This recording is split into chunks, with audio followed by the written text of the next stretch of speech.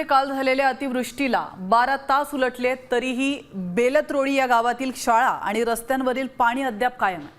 आज नागपुरात पावसाचा ऑरेंज अलर्ट असल्याने शाळांना सुट्टी जाहीर करण्यात आली आहे। नागरिकांना सतर्क राहण्याचे निर्देश देण्यात आले आहेत। मात्र पाण्याचा निचरा व्यवस्थित होत नसल्याने ही नागरिकांचे हाल होत आहेत। शहरातील इतर भागांमध्ये पाणी कमी झालंय आणि असं असलं तरी बेलत्रोडीत पूरसदृश परिस्थिती निर्माण झाली। याच्यासाठी पाणी असते की यांनी जे डायव्हर्शन आहे इथे काय करायला पाहिजे होतं, कमीत कमी 4 फुटाचे पाईपलाईन घेऊन त्या नाल्याला जोडायला पाहिजे होती, म्हणजे जेणेकरून याच्या अगोदर इथे काय होतं, इथे खूप मोठा असा पाणी जायचा नाला होता। तो अतिक्रमणामुळे यांनी प्लॉटिंग केल्यामुळे ते सगळं थांबलं, ते सगळं ब्लॉक झालं, त्याच्यामुळे इथे पाणी साचते।